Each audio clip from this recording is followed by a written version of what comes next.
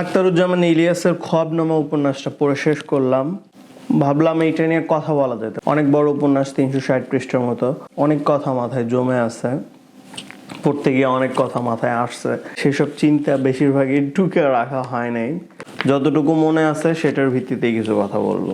প্রথমত বলতে হয় যে আখতারুজ্জামানের যে বর্ণনা ভঙ্গি বা ন্যারেটিভ, এইটা মোটামুটি পলিফোনি বা বহুস্বরা। লেখকের ধরনটা এখানে, লেখকের ভূমিকাটা এখানে অমনিশিয়েন্ট ন্যারেটর বা সবজান্তা লেখক।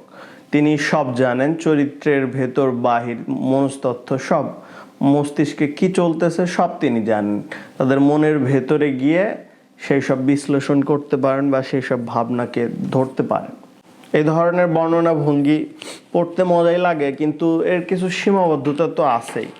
অমনিশিয়েন্ট ন্যারেটর বা সবজান্তা লেখকের একটা বড় সমস্যা হইলো যে ওনারা চরিত্রের ব্যাপারে বায়াসড হন। পাঠকের এখানে চিন্তা করার মতো তেমন ওয়ে থাকে না, তেমন অবস্থা থাকে না। পাঠক যে অতিরিক্ত চিন্তা করবে সেই সুযোগটা লেখক দেন না। উনি সব চরিত্রের সব বিষয়ে জানেন। যখন যে চরিত্র আসে সেই চরিত্রর অনুযায়ী, মুড এবং টোন অনুযায়ী তার যে চারিত্রিক বৈশিষ্ট্য, তার যে কথনভঙ্গি, তার যে শিক্ষা, তার যে শিষ্টাচার, সেই সব মেনটেন করে কথা বলেন। তাদের ভেতর ঢুকে পড়েন। লেখক এইখানে এক ধরনের অভিনেতার মতো কাজ করেন, যিনি একসাথে বহু চরিত্রের ভেতরে ঢুকে বহু চরিত্রের অভিনয় করেন। এটা ভালো দিক আছে, তো বাজে দিকগুলো বললাম। খোয়াবনামা উপন্যাসটা আসলে প্রতীকী উপন্যাস।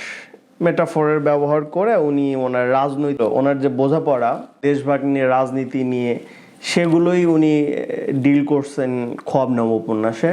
দেশভাগ বল পাকিস্তানের স্বাধীনতা এবং ভারতের স্বাধীনতা, এবং এই স্বাধীন হতে গিয়ে যে পার্টিশনটা হয় পূর্ববঙ্গ এবং পশ্চিমবঙ্গের এবং পাকিস্তানের, এখানে লেখকের লেন্সটা পুরোপুরি শুধু পূর্ববঙ্গের, এবং পূর্ববঙ্গও না, পূর্ববঙ্গের নির্দিষ্ট একটা জেলাও না, একটা থানাও না, বরং নির্দিষ্ট একটা প্রত্যন্ত গ্রাম, একটা ছোট গ্রাম যেখানে মানুষগুলো বেশিরভাগই কুসংস্কারাচ্ছন্ন। সেই গ্রামের চরিত্রদের নিয়ে, মানুষদের নিয়ে উনি উপন্যাসটা সাজাইছেন। যখন প্রথম পড়ি 2016 সালের দিকে, তখন এটাকে উপন্যাস হিসেবেই পড়ছিলাম, মানে গল্পের জন্য এটা পড়ছিলাম। কিন্তু এখন এসে এই যে 2025 সালে এসে যখন একটু বড় হয়েছি, মোটামুটি বুঝতে শিখছি, এই সময় এসে মনে হলো যে এটা তো আসলে কাহিনী না, উনি পুরোপুরি উপন্যাসে ওনার রাজনীতির বোঝাপড়া, ওনার যে চিন্তা ভাবনা, সেই সব নিয়েই উনি আসলে এটা সাজাইছেন। এটা ভালো, ফিকশনের ক্ষেত্রে এটা করার সুযোগ আছে, খারাপ না। এখন কথা হচ্ছে যে উনি যেই লেন্স দিয়ে দেখছেন, যেসব বিষয় নিয়ে ডিল করছেন, সেগুলো নিয়ে বিভিন্ন আছে, আমার অবজারভেশন আছে। মূল যেই ব্যাপারটা, মানে একটা কমিউনিটি, একটা ছোট কমিউনিটি, সেখানে মুসলমান হচ্ছে গিয়ে আপনার সংখ্যাগুরু আর সংখ্যালঘু হচ্ছে হিন্দুরা। তো এইখানে দেখাইছেন যে দেশভাগ, এই গ্রামের ভেতর দিয়ে দেশভাগটা কিভাবে হয়েছে, বা এখানে রাজনীতি, মুসলিম লীগের যেই নির্বাচন হইল 1946 সালে, বা দুর্ভিক্ষের কিছু কথাও এখানে আছে। উনি এই সামান্য ভেতর দিয়ে উনি দেখাইছেন যে আসলে এই অঞ্চলের মানুষগুলো বা এইখানে নির্দিষ্ট একটা পরিমণ্ডলের লোকজন কিভাবে এইটার অভিজ্ঞতার ভেতর দিয়ে গেছে। খোয়াবনামে বড় একটা পার্ট ছিল তেভাগার আন্দোলন। ওনার যে লেন্সটা, এই লেন্সের পেছনে আখতারুজ্জামানের ব্যাকগ্রাউন্ড যদি বলা যায়, তাইলে উনি তো আসলে একজন কি বলে বামপন্থী লেখক ছিলেন। বামপন্থার সক্রিয় রাজনীতিতে উনি যুক্ত ছিলেন, কিন্তু ওনার বাপ ছিলেন প্রথমে মুসলিম লীগের এবং পরে আওয়ামী লীগের নেতা। মুসলিম লীগে ওনার বাপ, মানে এখন বলা যেতে পারে যে এমপি পর্যায়ের একজন বড় নেতা ছিলেন। মুসলিম লীগের রাজনীতিকে বগুড়ায় করেন, প্রাণ দেন মূলত বিএম ইলিয়াস। ওনার বড় একটা ভূমিকা ছিল। ইতিহাস দেখার যে চোখটা, এটার পেছনে ফিল্টারের মধ্যে থাকবে হলো গিয়া আপনার বামপন্থার যে চিন্তা ভাবনা এখানে আছে, এবং ওনার ব্যাকগ্রাউন্ডে ওনার বাপও হেল্প করতে পারে। এটা কেন বলতেছি কিছুদূর পরে আমি সেটা বলবো। লেখক হিসেবে আখতারুজ্জামান ইলিয়াস যে বর্ণনা করছেন, ইতিহাস বর্ণনা করার চেষ্টা করছেন, বা ফিকশনের ভেতরে উনি পলিটিক্স ঢুকাইছেন, এই পলিটিক্সটা আসলে কিভাবে কাজ করছে সেটা নিয়ে বলা দরকার। যে কোনো সমাজের লেখকের মূল কাজ কি থাকে, মানে যদি আপনি লেখকের দায়িত্বের কথা বলেন তাইলে কি থাকে? নিজের সমাজের দোষ ত্রুটি বিচ্যুতিগুলো দেখা এবং সেগুলোকে মানুষকে আঙ্গুল দিয়ে দেখা, এই জায়গাগুলি আমরা ঠিক করতে পারি, এই জায়গাগুলিতে উন্নতি করলে আমরা আরো ভালো কমিউনিটি গঠন করতে পারি বা আমাদের জাতিটা আরো উন্নত হতে পারে। সব লেখক এই ফিলোসফিতে বিশ্বাস নাও করতে পারে, কিন্তু আপনি যদি মানে বিশ্বাস অবিশ্বাসের বাইরে গিয়েও মানে অবচেতনে এই কাজগুলো হয়ে যায়, দেখা যায় যে ভালো লেখকরা নিজ সমাজের দোষ ত্রুটিগুলো ধরে যে এই জিনিসগুলো তো আমাদের মিসিং আছে, এগুলো আমরা অ্যাড করতে পারি বা এই জিনিসগুলো খারাপ, এগুলো বাদ দিতে পারি। তো আখতারুজ্জামান ইলিয়াস এখানে যেই ইটা নিয়েছিলেন, যে সময় ইতিহাসটা ধরছেন, সেটা খুব স্পর্শকাতর জিনিস। দেশভাগের বেলায় বা 1947 হিসেবে বেশিরভাগ লেখক তার বায়াসনেস ওভারকাম করতে পারে না, সেটা থেকে বের হইতে পারে না। ইলিয়াস পারছে কিনা সেটা আমি এখন বলবো। ইলিয়াস একজন বামপন্থী লেখক ছিলেন, ফিকশনে রাজনীতি করতে চাইছেন, রাজনৈতিক লেখক বলা যেতে পারে।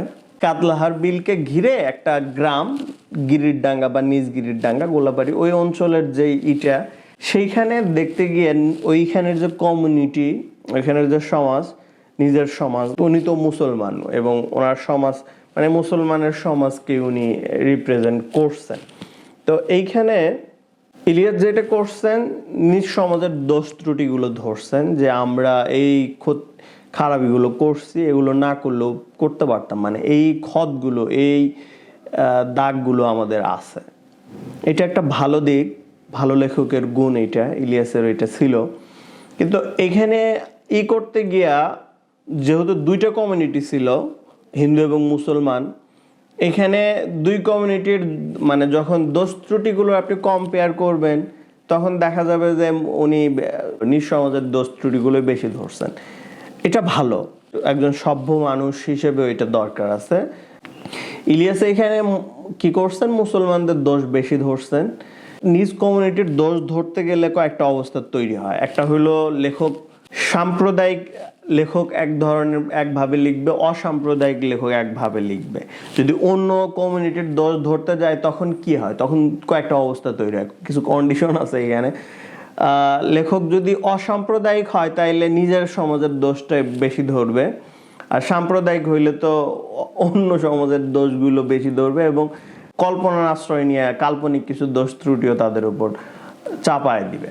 এখন লেখক অসাম্প্রদায়িক হইলেও সেখানে দুইটা অবস্থা হইতে পারে, যে অন্যদের খারাপিগুলো ধরতে গিয়ে সত্যটা লিখবে। মানে অসাম্প্রদায়িক লেখক কি করবে, যে যেটা সত্য সেইটাই লিখবে। কখনো এরকম হইতে পারে যে অতিরিক্ত অসাম্প্রদায়িক বা সেকুলার হইতে গিয়ে নিজ সমাজের দোষ ত্রুটি বেশি ধরবে, অন্য কমিউনিটির দোষটা কম ধরবে। ইলিয়াস কি করছে, ইলিয়াস এখানে নিজ সমাজের দোষ ত্রুটিগুলোই বেশি ধরছে। উনি তো প্রচুর ঠাট্টা প্রবণ লেখক, প্রচুর ঠাট্টা করেন চরিত্রদের নিয়েই, মুসলমান চরিত্রদের নিয়ে প্রচুর ঠাট্টা করছেন। মুসলমানদের আচরণ, চিন্তা ভাবনা নিয়ে এগুলো করা যেতে পারে, কিন্তু আপনি যদি তুলনা করে দেখেন সেই ক্ষেত্রে হিন্দুদের নিয়ে বা হিন্দুদের চরিত্র নিয়ে, আচরণ নিয়ে সেরকম কোনো নাই, সমালোচনা তো দূরেই থাক, মানে কোনো ঠাট্টা নাই। উনি এই মানে ওই কমিউনিটির প্রতি ওনার একটা এক্সট্রা কেয়ার আছে, একটা দরদ আছে, যেটা উনি লুকাইতে পারেন নাই। উনি সচেতনভাবে এটা করছেন কিনা জানি না, কিন্তু এটা করা গেছে। আপনি খুঁজে দেখেন যতগুলো হিন্দু চরিত্র আছে, কারোরই ওইভাবে আচরণগত সমস্যা ওনার কাছে সমস্যা মানে। কিন্তু মুসলমান চরিত্র সেটা মানে একটু ভালো চরিত্র, শিক্ষিত চরিত্র হইলেও উনি কাউকে ছাড় দেন নাই, মানে কঠিনভাবে টিটকেরি করছেন, ঠাট্টা করছেন যে এটা এই সমস্যা, ওইটা ওই সমস্যা। কিন্তু আপনি হিন্দু চরিত্র মানে ছোট লোক হইলে কিংবা গরিব হইলেও ওনাদের কোনো ভুল দোষ ত্রুটি ওনার চোখে পড়ে নাই, মানে এটাকে উনি দিছেন, ছাড় দিছেন, এটা দিতে পারেন।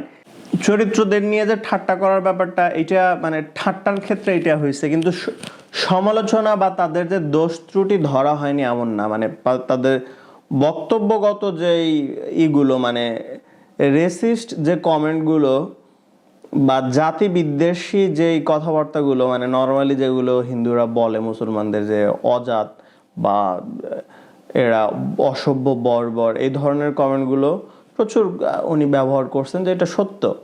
উনি সত্য তুলে ধরছেন, কিন্তু সত্যের অতিরিক্ত যে ব্যাপারটা ঠাট্টা করা, এইটা উনি হিন্দুদের বেলায় করেন নাই, এটা মুসলমানদের বেলায় করছেন। কিন্তু এই করতে গিয়ে সেলিব্রেটেড হয়েছেন পশ্চিমবঙ্গের লেখক পাঠকদের মধ্যে। যদিও এখানে মানে আমি এইটা বলবো না যে উনি ইচ্ছা করে এটা করছেন, কিংবা মানে উনি অতিরিক্ত অসাম্প্রদায়িক শাস্তে গিয়ে বা পশ্চিমবঙ্গের হিন্দু লেখক বা পাঠকদের কাছে খাতির পাওয়ার জন্য, বন্ধুত্ব পাওয়ার জন্য এটা করছেন, এরকম না। বরং ওনার উপন্যাস লেখার পেছনে তো একটা বড় দুঃখই ছিল যে আসলে পশ্চিমবঙ্গের লেখকরা, ওনার যে একটা বক্তব্য উনি দিছিলেন একটা সম্মেলনে, যে পূর্ববঙ্গের ভাষা সম্পূর্ণ আলাদা, পশ্চিমবঙ্গ থেকে আলাদা হবে, বরং মানুষের মুখের ভাষার কাছাকাছি হবে বা পূর্ববঙ্গের ভাষা, উপন্যাসের ভাষা, এটা উনি বলছিলেন। পরে ওনাকে অপমান বলতে ওনাকে দাওয়াত দেয় নাই আনন্দবাজারের যে সম্পাদক সুনীল গঙ্গোপাধ্যায়, ওনারা বাংলাদেশের সব লেখককে ডেকে নিয়ে দাওয়াত দিল, ওনাকে দেন নাই বক্তব্যের পরের দিনে। এটা নিয়ে আমি আলাদা একটা ভিডিও বানাইছি, আহমদ সফর এক প্রবন্ধ আছে, সেখানে উনি ঘটনাটা বলছেন। চরিত্রদের নিয়ে ওনার যে কাজটা, সেটা হলো বেশিরভাগ চরিত্রকে উনি নির্মম ভাবে উনি করছেন, কাউকে ওইভাবে খাতির করেন নাই। কিন্তু একমাত্র যে চরিত্র ইসমাইল হোসেন বা বগুড়া জেলার মুসলিম লীগের নির্বাচিত প্রতিনিধি, যে কিনা 46 সালের ভোটের সময় যে নির্বাচনে যেতে এবং মুসলিম লীগের যে নেতা, তাকে একমাত্র ভালো দেখাইছে, মানে সে মোটামুটি ভালো এবং পরিচ্ছন্ন দেখাইছে। এইটা আমার ধারণা সচেতন ভাবে করছে। এটা বললে কি বেশি হবে যে ইলিয়াস তার বাপের ইটাকেই এইখানে নিয়ে আসার চেষ্টা করছে, বাপের যে চরিত্রটা সেটাকে ইসমাইল হোসেনের ভেতর দেখানোর চেষ্টা করছেন। এটা হতে পারে, এটা হয়তো উনি বায়াস ছিলেন, যেটা হয়তো উনি জানতেনই না, অথবা জানতেন ইচ্ছা করে এটা করছেন। দেশভাগ নিয়ে ওনার যেই বোঝাপড়াটা, এটা এই উপন্যাসের মানে খোয়াবনামার ভেতরে উনি ভালোভাবে করছেন, দেখেছেন। দেশভাগ নিয়ে উনি কি দুঃখিত, ওনার কি কোনো দুঃখ আছে নাকি, বুঝতে চাইলে খোয়াবনামা পড়া যেতে পারে। মোটের উপর বলা কঠিন, উনি মোটামুটি নিরপেক্ষতাই দেখাইতে চাইছেন, কিন্তু দেশভাগ ওনার প্রায়োরিটি ছিল না, মানে উপন্যাসের প্রায়োরিটি ছিল না। মানুষের অধিকার, মানুষের দুঃখ কষ্ট, মানুষের যে সাফারিং, সেইটাই বড় ঘটনা ছিল। মূল সমস্যা হয়েছে উনি অতিরিক্ত ব্যাখ্যা করতে গিয়ে, মানে ডিটেইলিং নিয়ে বেশি কাজ করতে গিয়ে উনি আসলে কিছু কিছু জায়গায় বিরক্ত করে ছাড়ছেন। মানে অনেকে মাঝে মাঝে মনে হয়েছে উনি বাচালতা করতেছেন, মানে এই বাচালগিরি না করলে কোনো সমস্যা ছিল না, অতিরিক্ত কমেন্টারি না করলেও খারাপ হইতো না, বরং সেখানে পাঠকের চিন্তার স্বাধীনতা থাকতো। আর একটা জিনিস, ক্যারেক্টারদের ভেতরে যৌনতা নিয়ে ওনার একটা বড় আছে, অজাচার যেটাকে বলা যেতে পারে। তমিজ এবং কুলসুমের ভেতর, তমিজের বাপ বৃদ্ধ বয়সে চেরাগ আলী ফকিরের নাতিকে বিয়ে করছিল, অল্প বয়সী নাতিকে বিয়ে করছিল। স্টেপ সন আর স্টেপ মাদারের ভেতর যে একটা যৌনতা, এটা উনি দেখাইছেন। উপন্যাসের শুরুতেই এই ইঙ্গিতটা পাওয়া যায় যে দুইজনের ভেতর একটা টান আছে, একটা ভাব আছে। শেষ পর্যন্ত উনি যে এটাকে করে দেখাবেন, এটা আগে থেকে অনুমান করা গেছে। আরো অনেক কথাই বলা যায়, তো আমি যেহেতু স্ক্রিপ্ট করি নাই, এটা নিয়ে আলাদা প্রবন্ধ লেখা যেতে পারে। তো বিশাল উপন্যাস, প্রতিটা ঘটনা বা প্রতিটা চরিত্র নিয়ে আলাদা আলোচনার সুযোগ আছে। আজকে এই পর্যন্তই, ধন্যবাদ।